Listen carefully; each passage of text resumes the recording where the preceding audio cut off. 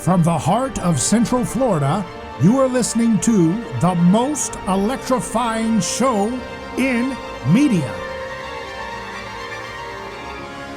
A Neighbor's Choice. I'm your host, your neighbor, David Gornoski.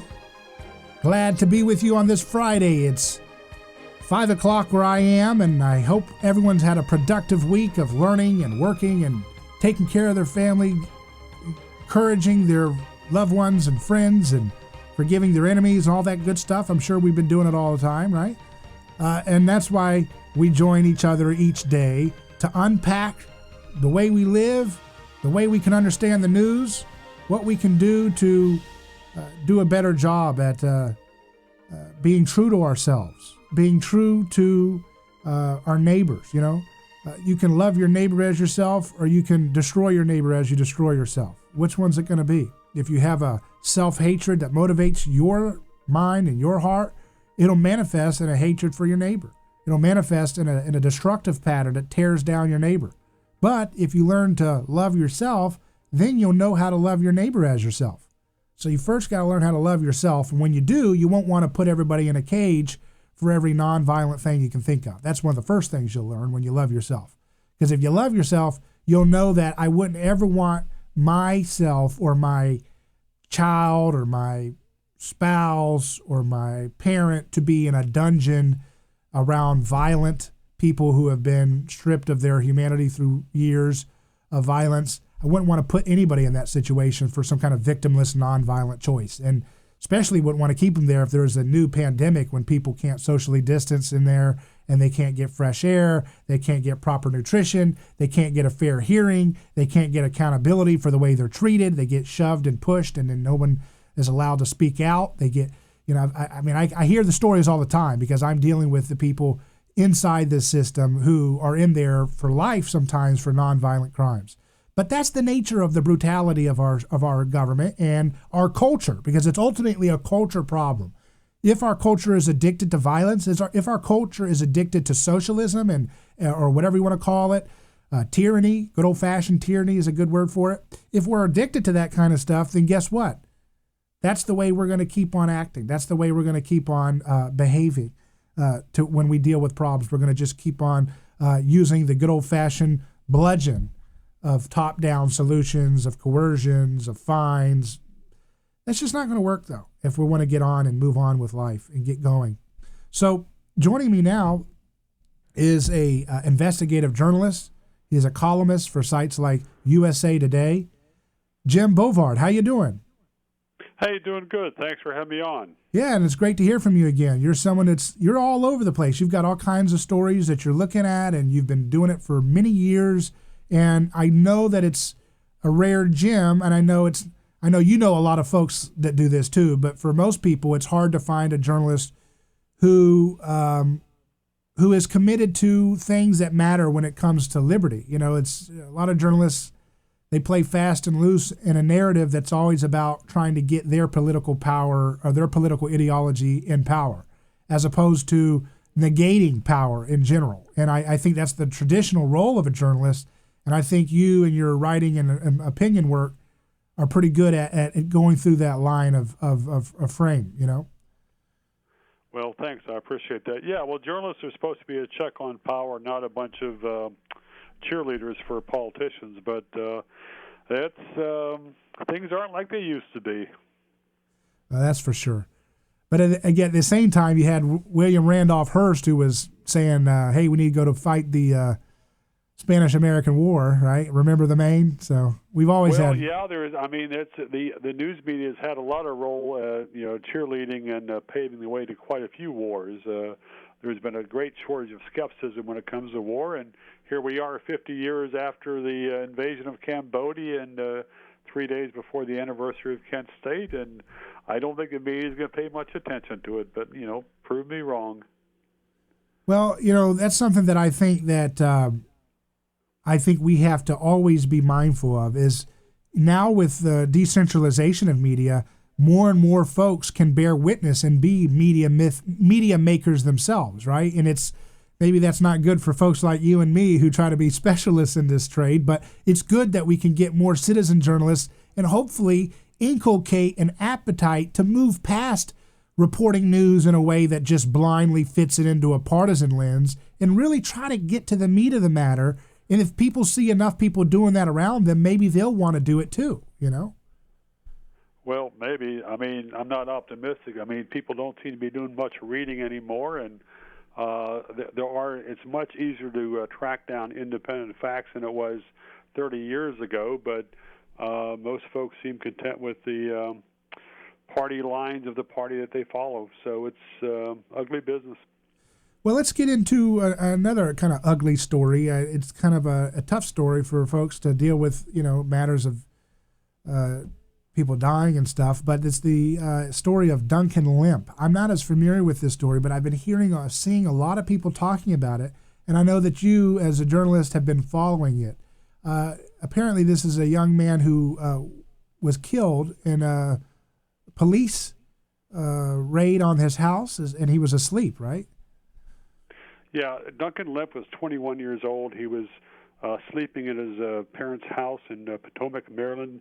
The Potomac, Maryland is a very affluent suburb of Washington, D.C., very quiet, very low crime. But Duncan Lemp had been volunteering to set up websites for gun rights groups, and he was spending some time dealing with some of those hardline activists. And at some point early this year, the Montgomery County Police said that they had received an anonymous tip that Duncan Lemp possessed firearms. And according to the police, Lemp had a juvenile conviction which prohibited him from possessing firearms. The family lawyer hired after he was killed says that's not true. But so the cops spend 2 months investigating Duncan Lemp and then file a search warrant on March 11th, and then the next morning at 4:30 a.m., a heavily armed SWAT team basically attacks the house, and the cops got a no-knock raid warrant, and so they're coming at pre-dawn when everybody's asleep, and apparently the SWAT raid started with firing gunshots through the window into where Duncan Lemp was sleeping next to his pregnant girlfriend. The first volley of shots apparently fatally wounded him, and then the police came storming in and handcuffed everybody and started haranguing them, and while he's laying there bleeding to death on the floor.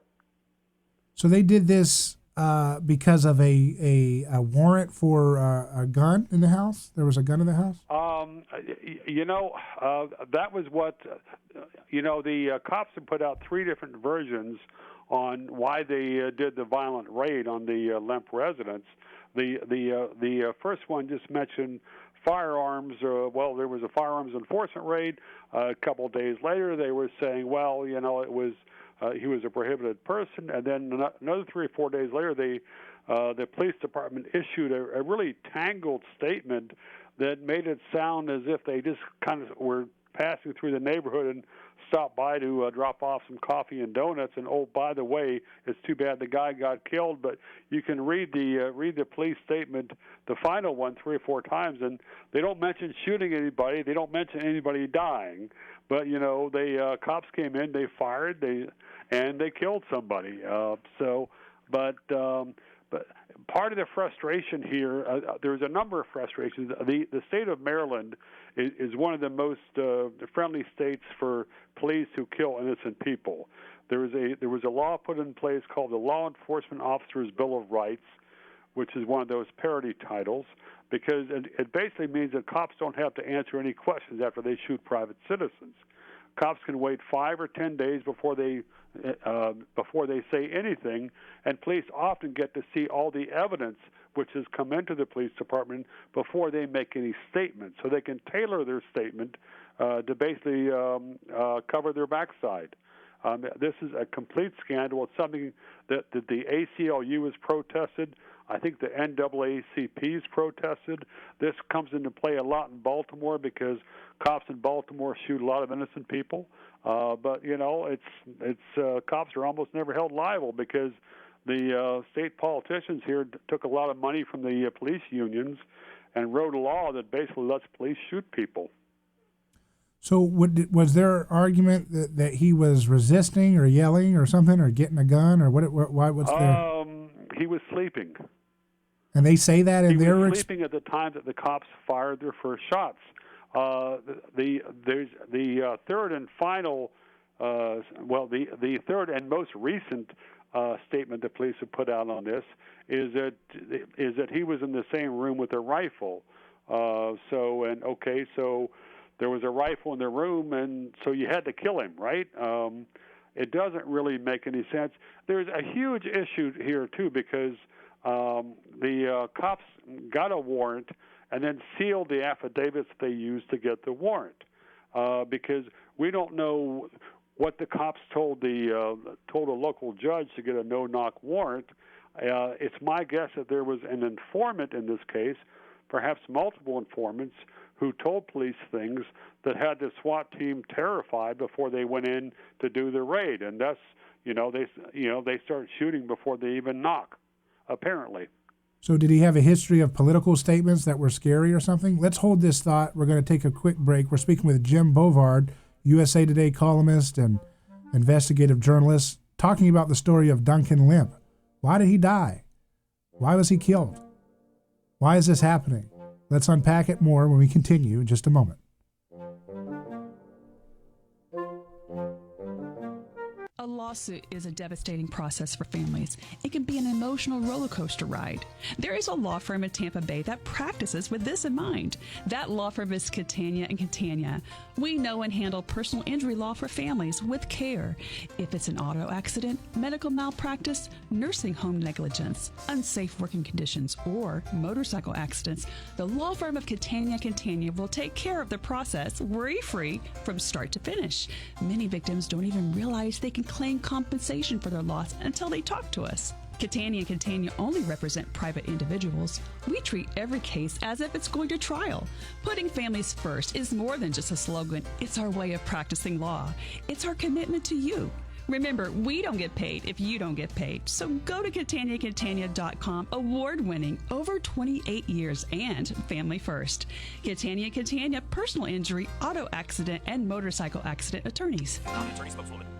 Hey guys, Frank here for Center for Men's Health, where the physicians and staff want you to know that C4MH.com is open and is going to remain open throughout this ordeal. C4MH.com continues to disinfect daily with Microban 24.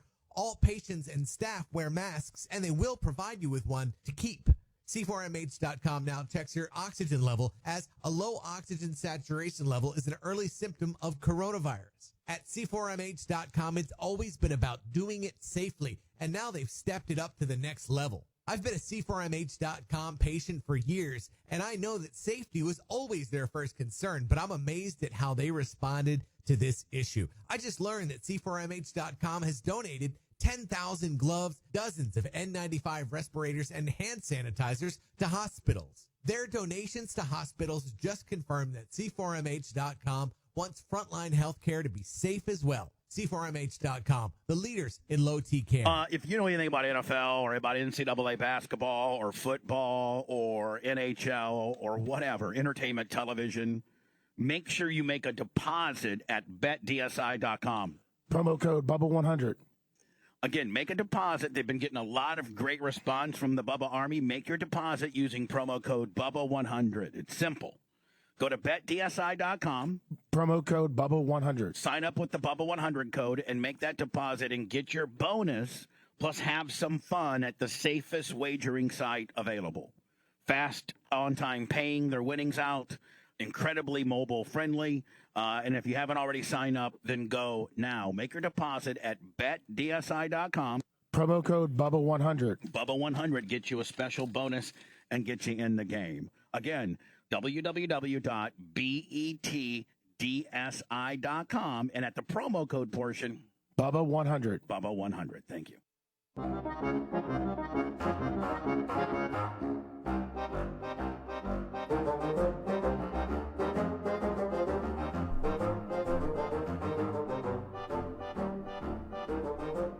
Hello, this is David Gornoski. You're listening to A Neighbor's Choice. We're live with Jim Bovard. He's a columnist for multiple top news outlets. You can find his work at Mises.org and USA Today and The Hill, I believe, and you can correct me if I'm wrong, Jim, but you're also an investigative journalist, too. And we're covering the story that he's been following with Duncan Lemp. He was a young man that was killed while sleeping in the state of Maryland by police who just shot him while he was sleeping, apparently, is what we're trying to figure out why. But Jim, I wanted to go back to that story. What was there a alibi? I mean, did they say he's got some scary political views or something? I mean, that's definitely not a reason to kill anybody. Well, that's not really an alibi, but he was someone who was apparently a fan of John McAfee, who was one of the Libertarian Party presidential candidates. John McAfee is kind of a wild guy and very outspoken. And the last tweet that Duncan Lemp ever sent out was 4 words: "The Constitution is dead." And a few months later, he was dead. And here we are almost 2 months since the police killed him, and the police haven't answered any questions. The SWAT team apparently had on Camcom, the body recorders. They have not produced any of the films from the killing of Duncan Lemp. And yet we're supposed to just kind of sit back and wait for the investigation to finish, hopefully sometime before the next 4 or 5 years are passed. So who watches The Watchmen? Is there an ombudsman for this kind of stuff, or Oh yeah, well, yeah, that's kind of what they want people to think. There's a deal that this is in Montgomery County, Maryland, one of the most liberal counties in Maryland, and there's a deal that there's a neighboring county, Howard County, and what happens is that the two counties basically have a reciprocity deal that to investigate shootings by each other's police force. So it kind of looks independent, but people I've talked to have no faith in the independence of the Howard County investigation. But, the whole thing is structured. If you can't talk to the policeman who killed somebody until the evidence is in, well, it's a farce. I mean, it's window dressing. It's a bunch of kabuki theater because a private citizen who killed a policeman, he wouldn't be getting 5 days or 10 days to kind of wait to see what the evidence was before he told his story. And you certainly wouldn't have that if you had some private citizen at 4:30 a.m. in the morning shooting into a neighbor's house and killing them. It's just like, well, I thought they were a bad person. Yeah, well, that's not a good legal excuse unless you're wearing a uniform.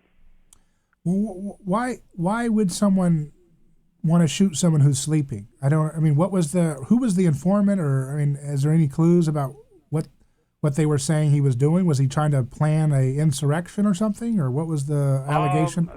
I've not heard any allegations that he was involved in any violence. There's not any evidence that he was threatening people. There's not any evidence that he was brandishing weapons.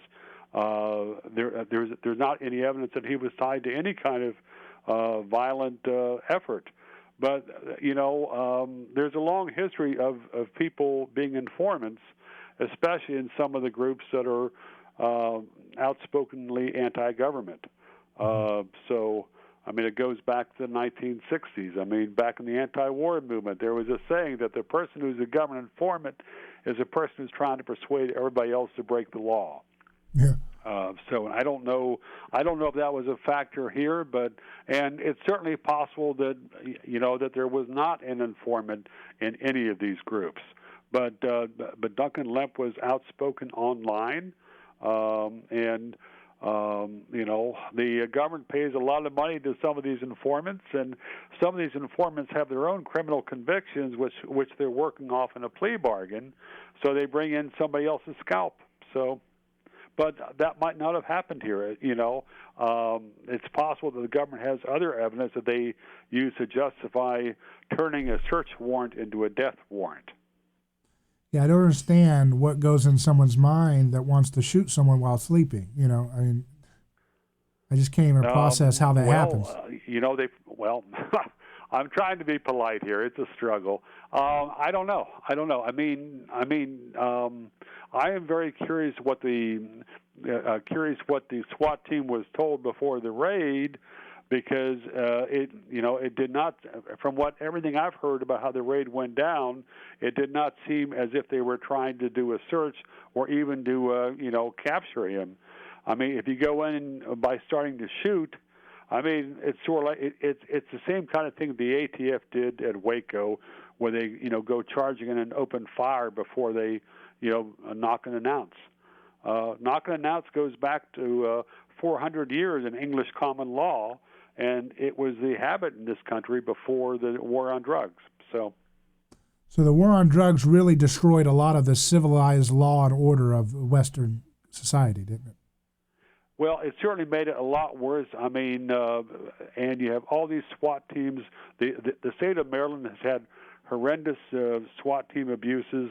It was so bad that the state politicians ordered the government to keep track of the SWAT raids, and it turned out that there were so many of them that they had to stop counting. I find it so sad that thousands of years of human anthropology and development of civilized societies, we still play these little word games where we can't tell the truth. We have to say, well, because there's a ritual, because there's a certain entity that, government that does it, it's okay, or it's nebulous, or it's questioning that someone has a right to shoot someone while sleeping. Like in any honest society that's telling the truth, it's not insane. A sane and noble and morally honest society would say it's always wrong to just shoot someone sleeping, especially when they haven't done anything that is a violent act that's worthy of doing anything close to that. That seems self-evident to you and to I and probably most of your listeners, but I mean, it's sad. It's sad that the laws are so twisted that if it's some policeman who did it or some SWAT team that did it, it's kind of like, well, maybe there were extenuating circumstances, or maybe someone just bumped into their trigger, or maybe this or maybe that, and it's very difficult to find the truth out on these raids because the government, people say that the truth will out. I mean, as an investigative journalist, yeah, every now and then, but not on a regular basis, and it sure as heck has not happened so far in this case. So where does it stand now? Is there just an ongoing investigation internally? Is there any? We are told that there's an internal that there's an internal investigation. It's not an independent investigation. They have not revealed anything, and the statements that the police department has made in public have been laughable and incredibly biased. So most people I've talked to have got zero faith in the internal investigation. Let them prove me wrong, but I don't think it's going to happen. Is there any play that the federal government could get involved and make sure there's an independent review of what was going on? Folks have asked that, but I mean, it's not that sympathetic of a victim at this point. I mean, he was someone who was in favor of gun rights in a state that's anti-gun rights. I think if you had a similar situation in Baltimore, there's the family has hired some very good lawyers, and they are pursuing this. I would expect there to be a wrongful death lawsuit that might turn up some information, or maybe they'll just make a large payment in order to keep everybody silent. I don't know. So you're saying asking for government to investigate this man's death is like asking the mayor of Salem to investigate the burning of a witch. It's just not in fashion. Yeah, that's right? A good analogy. Well, that's too bad because that's a human being, and I think human life is sacred. So I don't know. I think most people listening, and it's certainly sacred at 4:30 a.m. in the morning when you're sleeping. Yeah, and I'm pro law and order, but I'm pro real law and order. And I think when you just have carte blanche lawlessness, where people can just shoot people for nothing, just sleeping or whatever, that's not law and order. That's anti-law. That's chaos. Well, yeah, I could think of a couple worse terms for it. Well, I really appreciate you following this story. Is there anything else that people can look for that might give us some more information about the facts of this story and maybe some efforts to try to make sure this kind of stuff can't just happen anytime? Actually, so far I've done 3 stories on it. I haven't seen a lot of other stuff that was, firsthand sourced. I mean, I've had a chance to meet the family, talk to the lawyers, stuff like that, and I followed Maryland politics and police for a long time. So, I'm hoping there's a lot more coming out soon that will make my stories out of date, but I'm not on the edge of my chair on that. And you mentioned Waco and the parallels there. And, recently Netflix has added the Waco series that Paramount did. And I think it was a timely thing to put out there because it really shows the futility of these kind of situations that governments just come in, and the way the movie made it out, I don't know the facts as well as you probably do because of your study of it, but making an example of Waco, ATF wanted to make an example that they were tough law and order necessities for civilized society, and they ended up just destroying children and everything in the process. Yep, it was an ugly business, and I'm glad that Netflix is doing it. And I have not seen it, but I've heard it's penetrating and honest. Yeah, it was a pretty fair and balanced approach. I was very surprised by that. I was like, how in the world? I'm so used to such a narrow perspective that always seems to justify brutality from the top, that it was really refreshing to see a pretty fair and balanced approach. So, Jim, I appreciate what you're doing, and we're going to continue to follow your stories and keep up the great work in your reporting. Hey, David, thanks so much for having me on. I appreciate that. Thank you. We'll continue live on A Neighbor's Choice with more. Don't go anywhere.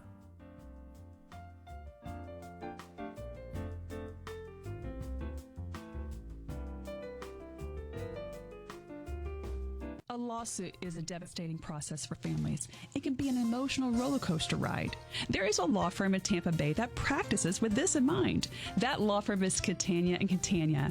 We know and handle personal injury law for families with care. If it's an auto accident, medical malpractice, nursing home negligence, unsafe working conditions, or motorcycle accidents, the law firm of Catania and Catania will take care of the process worry-free from start to finish. Many victims don't even realize they can claim compensation for their loss until they talk to us. Catania and Catania only represent private individuals. We treat every case as if it's going to trial. Putting families first is more than just a slogan. It's our way of practicing law. It's our commitment to you. Remember, we don't get paid if you don't get paid. So go to CataniaCatania.com, award-winning, over 28 years, and family first. Catania Catania, personal injury, auto accident, and motorcycle accident attorneys. Attorney spokeswoman. The folks at Black Rock Bar and Grill are fortunate enough to be able to help people in need, and that's what they're doing now with Hope on Wheels. In these times of uncertainty, we all need to come together. So from 11 to 2 and from 5 to 7, you can drive through their 2 locations, the one in Carrollwood, Black Rock Bar and Grill at 11702 Northdale Mabry, and the one in Brandon at 804 Providence Road, and you can get a free meal. They'll be serving chicken sandwiches, peanut butter sandwich, or a burger and chips to anyone in need. Children, healthcare providers, first responders, anyone in need, please come through. And when it's all over, your neighbors here at the Black Rock Bar and Grill will be ready to serve you the best steak dinner you've ever had. Served on our unique 755-degree hot stone, every bite sizzling hot and better than the last. An award-winning steakhouse featuring 100% pure Angus beef served on that unique hot lava rock with tons of casino butter. It's amazing. Black Rock Bar and Grill. We're going to get through this together.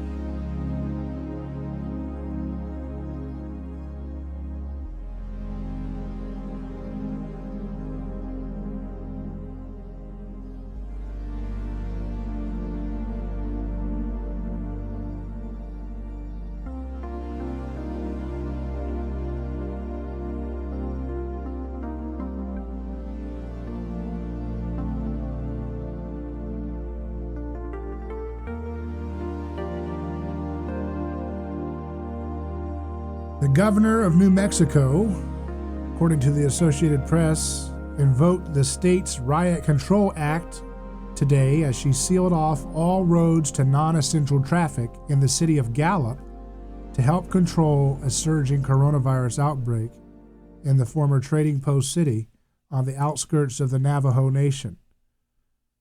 Governor Michelle Lujan Grisham also required that businesses close from 5 p.m. to 8 a.m.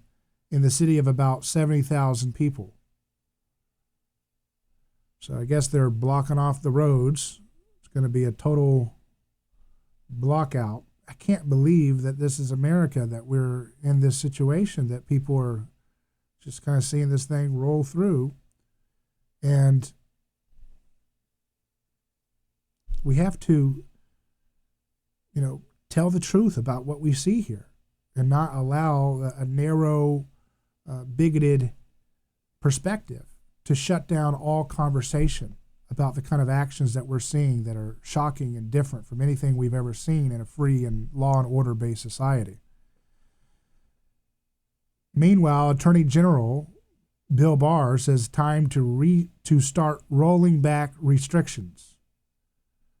I think that's good. I hate that word restrictions, like it's some kind of, like you're in timeout, like government is your mother and your father. They're not. I mean, the founders would be rolling in their graves at what we're putting up with the language and the discourse and the degradation of law and order.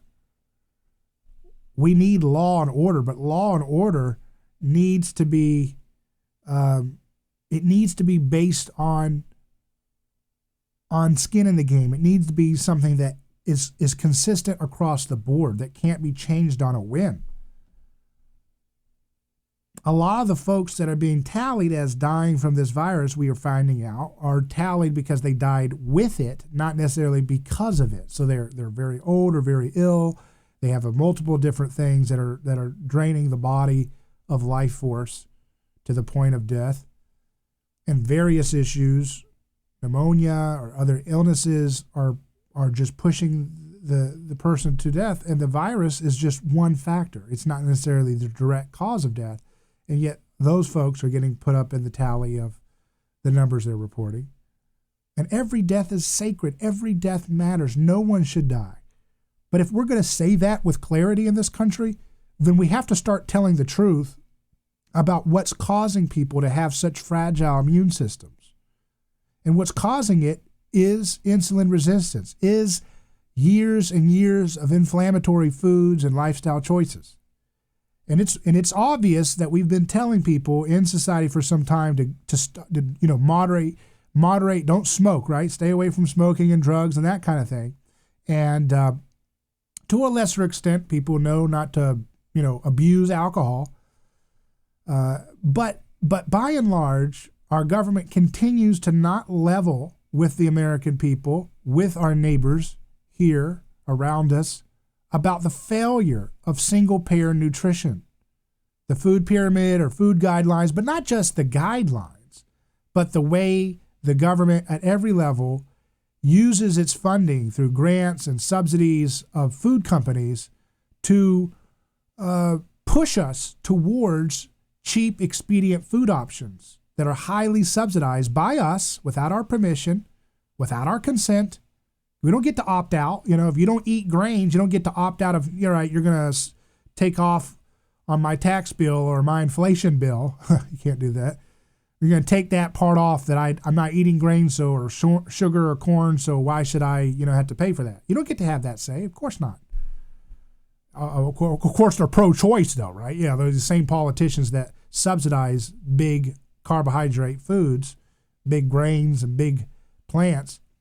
But they don't give you the choice to be able to say, hey, I want to opt out. But what they do is they rig the debate, and I'm sure they don't know what they're doing. I'm sure they're just ignorant. I'm sure they're just captured by the hubris of bureaucracy in its ability to do things without competitive pressure, without losing their budget, without losing their anything, losing their job, losing their budget, losing their prestige, losing their power. They don't lose anything whenever they make mistakes. But for generations, they conditioned folks who are now elderly to eat margarine, which is toxic, instead of butter, to eat soy and sugar and corn and frosted flakes instead of a steak, to eat lots and lots of potatoes and fruits, which if you're not running a lot, exercising a lot, eating all that fruit all the time is going to cause a lot of toughness on your liver. The fructose just study the science. This is science here. Look up the science of how the body, the liver, processes fructose. And if you're not running and exercising a lot, you're not young and running around, you don't need to be eating tons of fructose all the time. But your government can't tell you that. Why? Because they have a conflict of interest. They are serving those who have paid to play. They've paid to control and regulate the information that is put forth to the public about what is best to eat. And then they get subsidies that makes the junk food cheaper than the healthy food, right? Because we're like, well, there's the other factor of healthy food's expensive. I can't afford healthy food. Well, one of the reasons why you can't afford it is that you're getting taxed to subsidize and make the junk chips and the junk cookies and the pizzas and the bagels cheaper. The Frosted Flakes is cheaper because it's a processed food that's heavily subsidized by your federal government and other entities. So they're doing a rigged game. This is the thing. I'm going to keep saying this over and again because I know that it's true, and I know that very few people are talking about it. That the food pyramid is the blame for so much of in the government subsidies of junk carbohydrates is the blame for a lot of the inflammation and insulin resistance, which causes the comorbidities, which causes the likelihood of having a fatal encounter with this new virus. We're not going to sit by and let the people who have driven us to this point of fatal encounters with new viruses to dominate the discourse and lead us off the cliff for the future. It's just not happening. And isn't that wonderful? Isn't that great that you and I get to live in a time when we have the power of decentralized media, where we don't have to have 3 stations, 3 newspapers or whatever in terms of national reach? We don't have that anymore. You're listening to the show right now. You're listening to information that counters the narrative of the crony capitalists. You're hearing information that's pushing back, and there's millions and millions and millions of people. There's stadiums of people who are joining you in this choice, saying, you know what, I'm just not playing this child's game anymore, this little cops and robbers garbage that the old outdated groupthink ideas push. I'm going to think for myself. I'm going to get fresh air and sunshine and exercise, and I'm going to eat things that are ancestrally conducive to a healthy immune system. What a novel concept, isn't it? I've had a lot of experts on the program, people who are not getting the handouts from big government and big business.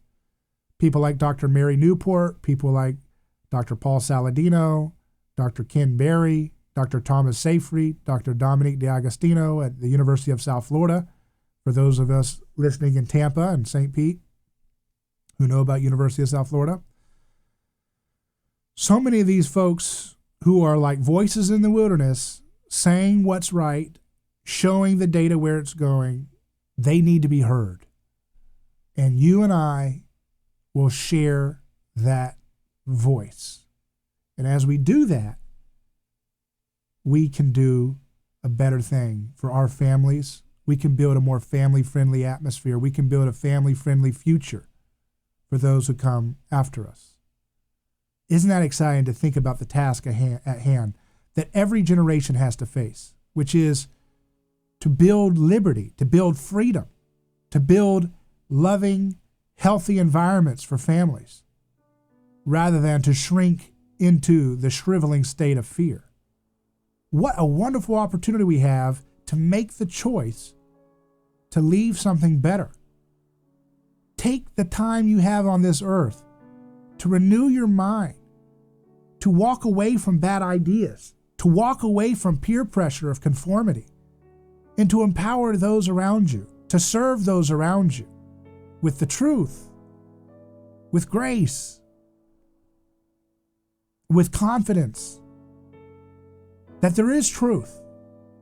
We don't have to roll up our sleeves and just say, I don't know, too many studies say this food's right, that food's bad, I can't figure it out. No, you can discern the truth. There is a truth. There is variation about how that's worked out when we practice and how we eat and how we sleep, but there is a target, so to speak, that we can aim for. And we need to move towards that target to better our lives, to better our families' lives. We deserve it. We deserve it. Don't let anybody tell you that you don't deserve freedom. Don't let anybody tell you that you don't deserve dignity. Don't let anyone tell you that you deserve coercion, that you deserve abuse, even if it comes in the form of a lab coat or someone fancy on television with weird ideas and quackery. You don't deserve any of the abuse. You don't deserve any little person snitching on you for playing Frisbee with your child. That's a beautiful thing. That was given to you by your Creator. That Creator has more power than any little shriveling little weirdo on television, any little person that our society puts forward and tells you you should be ashamed of your freedom. You should be ashamed of fresh air. They don't know what they're doing.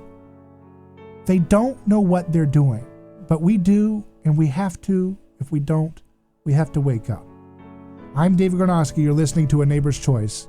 We'll be back in just a moment.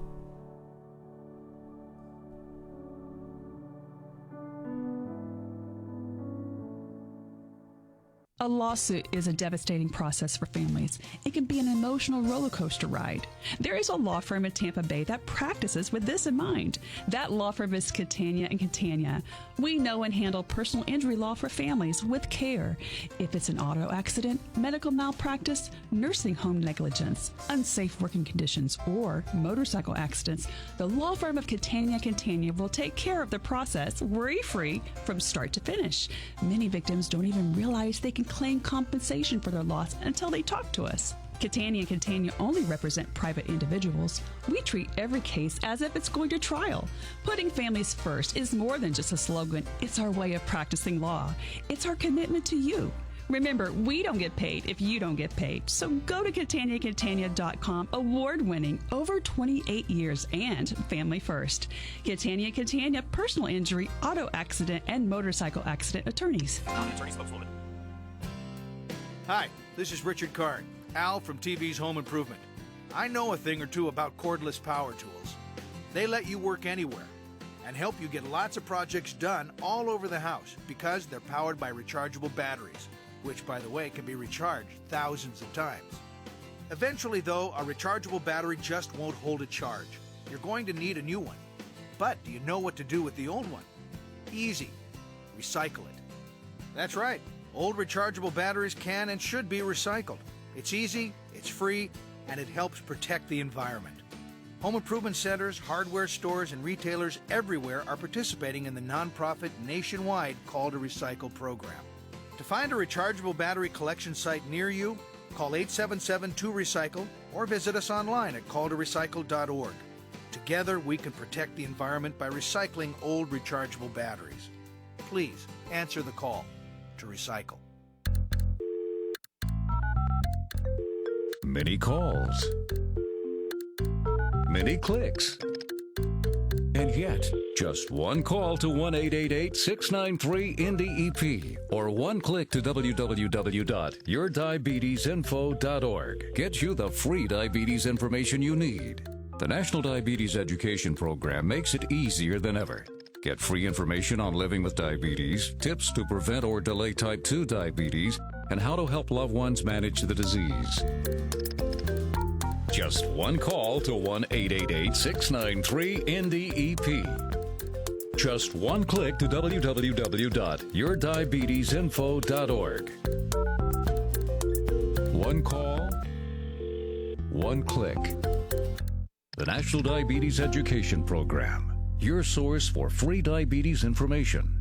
A message from the U.S. Department of Health and Human Services.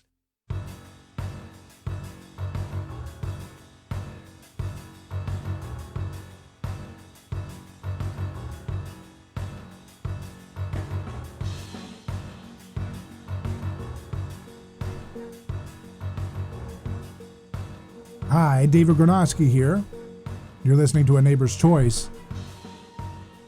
So, I'm going to go to a clip now that will set up the table for some facts, some information, some interesting ideas that we need to entertain, we need to think about, we need to explore, we need to dissect it. And this is from Professor Michael Lasanti from Salford University. He's the chair of translational medicine. And this is a clip from Frontiers in Medicine, a recent interview that he did suggesting a hypothesis for how we might be able to help with this new virus that we're dealing with.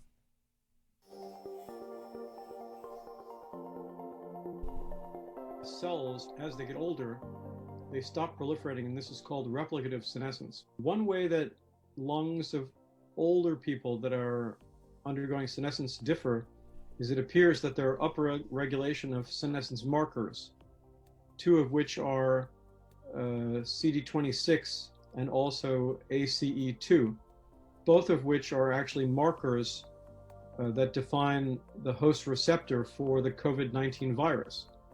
So that suggests that the COVID-19 virus is actually built to target senescent cells.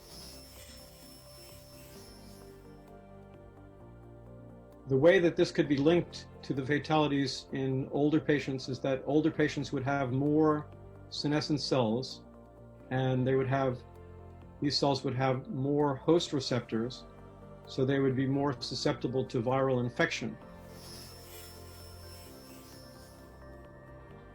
The obvious treatment strategy would be, if it's targeting senescent cells, is to remove the senescent cells. And that's where senolytics come in. They act to target and remove senescent cells. So then the virus would not have the cells with the host receptor to infect and replicate. And such drugs include the antibiotic azithromycin, which selectively targets and removes 97% of senescent cells. This is experiments that we have shown and published. Using antibiotics that are inhibitors of protein synthesis, like azithromycin or doxycycline or rapamycin, they would all be potential therapeutics both for patients with symptomatic disease as well as prophylaxis, because they inhibit viral replication, they inhibit inflammation by blocking the synthesis of the inflammatory cytokines like IL-6, and they also inhibit protein synthesis of collagen, which induces the fibrosis, which is what's killing the patients ultimately. You can take FDA-approved drugs and repurpose them for another use, and you can save a lot of money and accelerate clinical trials by 10 to 15 years so that you can get this to patients sooner. So I would encourage people to do the clinical trials related to azithromycin, doxycycline, and rapamycin in the context of COVID-19. I'd be happy to partner with the relevant clinicians and virologists to do that. So that was a clip from Frontiers in Medicine that we just shared from a recent interview. Michael Lasanti, MD, PhD from Salford University in Manchester. He's an American citizen, but he's over in Salford University now, chair of translational medicine. And it just demonstrates a very, very compelling hypothesis for how we could explore using these cheap generic antibiotics like doxycycline and azithromycin to take on the senescent cells, these dysfunctional older cells, these aging cells that seem to be the host receptors for this virus.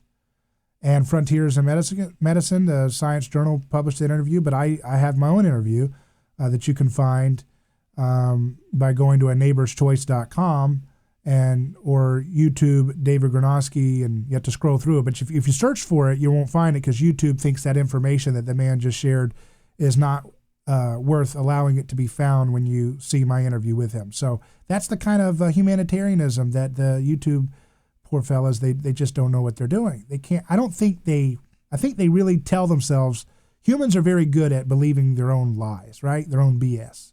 And I think that it's just really easy for folks to just, believe their own BS and think that they're righteous little saviors of the world while they squelch valid information that, as Lasante just presented, and as well in my interview with him, that they won't let it pull up on search results.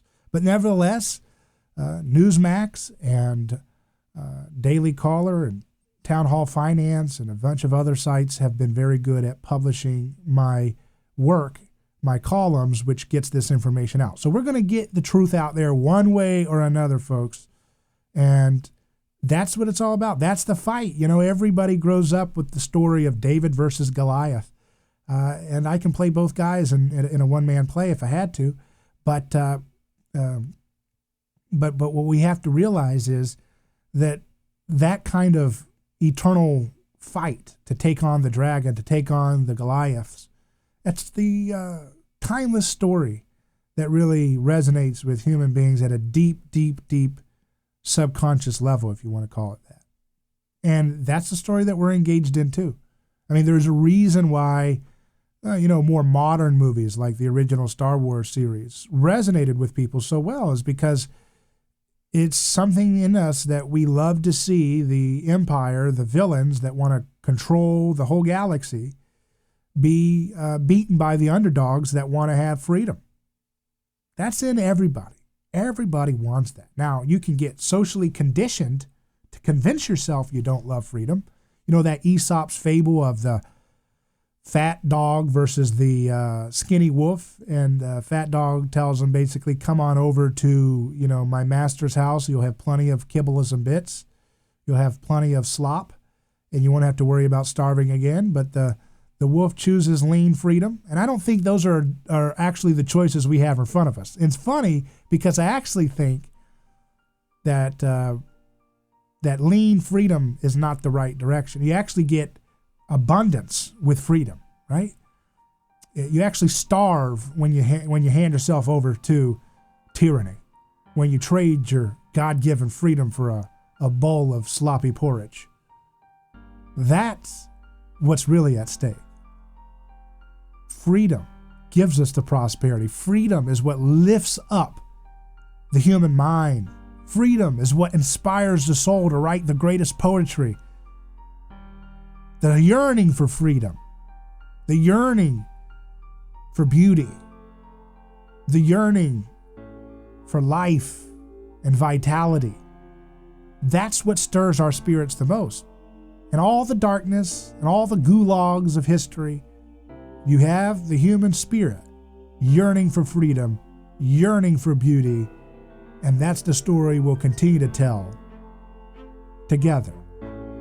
There's no reason to shrink back in this moment. Freedom is on the rise. Cures for illnesses that we thought would never be solved are going to be discovered in our lifetime. And it will be because of our freedom that got us there. I'm David Gornoski. Godspeed.